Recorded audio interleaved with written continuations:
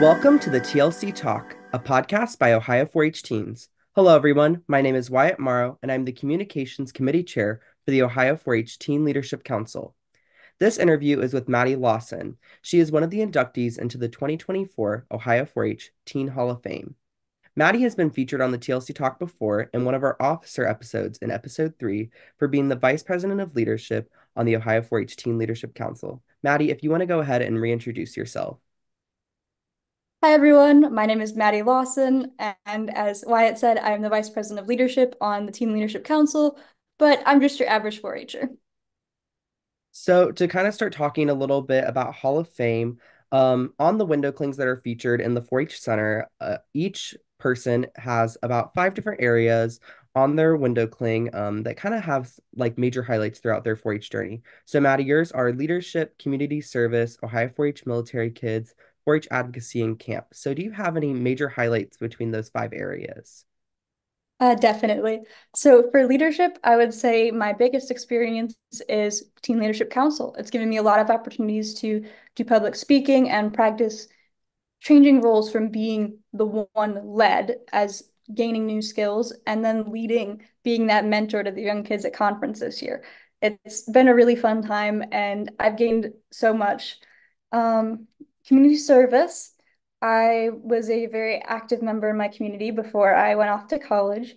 I was a Humane Society volunteer, a Red Cross blood ambassador, and a frequent volunteer to our soup kitchen. So I just loved giving back to our community whenever I could in any way possible. Ohio military kids. So I'm a military kid myself, and I never knew about military kids camp till I was too old to attend as a camper, but I showed up as a counselor, have been doing that for 2 years, and then the official camp director, Justin, saw my passion for the project and said, "Hey, would you like a job?"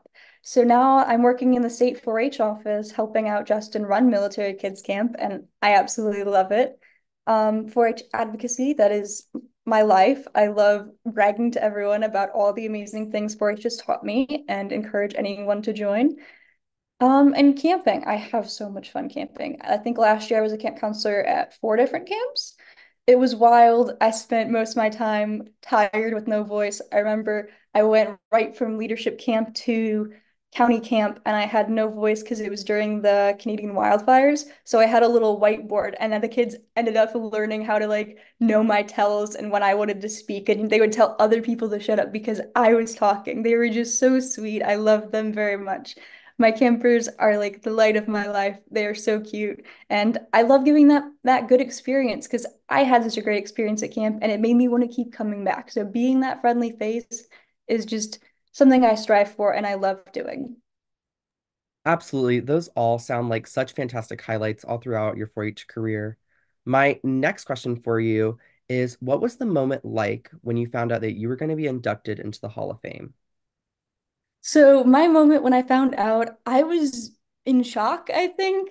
There wasn't much of a reaction. It was really like, oh, I have to be honest. So how the process works is that someone else, like your county extension agent, applies for you and nominates you. So I didn't know I was nominated at this time. And when I saw it, I was really shocked and didn't really understand what it was for a little bit. So I was like, oh, that's cool. But then I was like, oh my goodness, I'm going to be in the Hall of Fame. I have my face on the window for a year. That's crazy. I've always wanted to be one of those kids. I get to be on that level. And it was, once I was able to soak it all in, I couldn't believe it. Absolutely. And what was that feeling like when you were able to be surrounded by all those people that have supported you up until this point throughout your 4-H career when you were at conference receiving your award? It was magical. So I am a third generation 4-H'er, and in attendance was my mother and grandmother who were also with the program. They talk about how I've sworn with 4-H because when they were involved, they did like cooking and sewing, and my mom made it to the state level and did well at the state fair, but there was never anything like what I have, these larger overarching programs that you get to participate in. So they're just so happy to see what I can do beyond what they've done. And they're very proud of me. And without their help, I would not have made it as far as I have. And I'm just so grateful for all of the support and hours they've spent pouring into my education with 4-H. Absolutely. And it's really great seeing a lot of these like generational 4-H careers where you have, your parents doing it and your grandparents doing it. I think that makes 4-H such a more like memorable experience because you're able to, connect that with your family. And I think that's a really beautiful experience.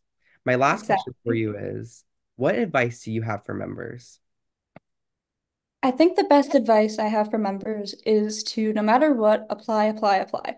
Um, Doing all the opportunities you can have available, they will change your life. You may think you're not going to get that role or not be able to join that trip, but it's very surprising when you get to just do it. So I recommend trying it.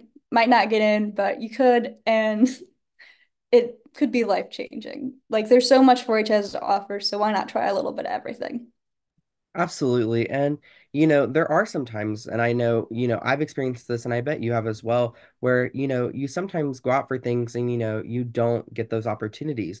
But even just applying for that can give you the skill set to try again and go out for that opportunity once more. And that's the great thing about 4-H is, you allow yourself that time to, try it a little bit and then really, really go for it again, having the experience applying before.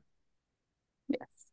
So I want to thank you so much for interviewing about Hall of Fame. Just remember, if you guys have not checked out episode 3 with Maddie about her officer role as Vice President of Leadership on TLC, please check that out. It talks a lot more about her 4-H journey and what she's done leading up to this point with Hall of Fame. So Maddie, thank you so much for interviewing with us.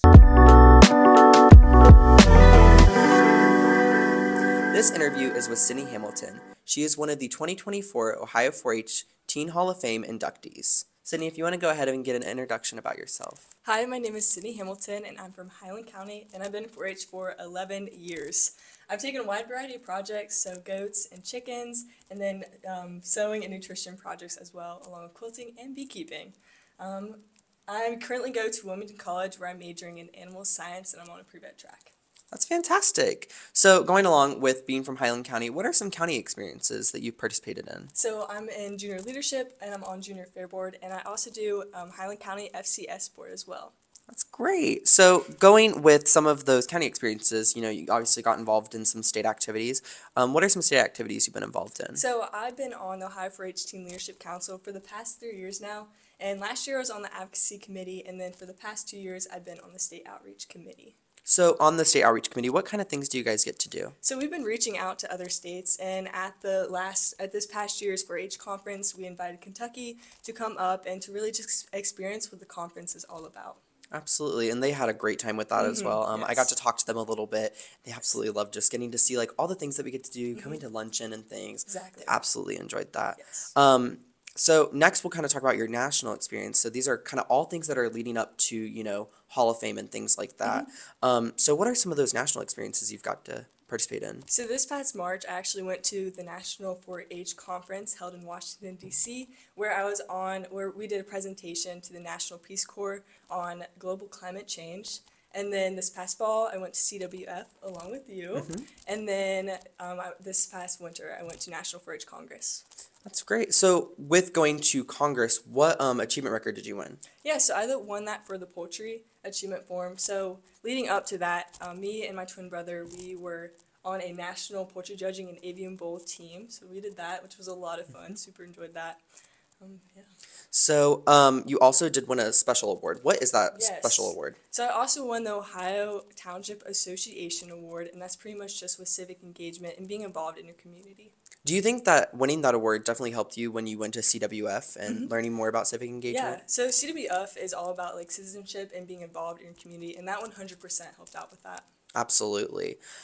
So also talking a little bit more about Congress a little bit, what role have you been able to take on with Congress within the past year? Yeah, so actually since I went to Congress in November, I applied to be on the National 4-H Congress Youth Design Team, which I was selected for. So we've been working on planning the Congress and getting the theme and the ideas and all that stuff down. So how many teens do they select for that every year?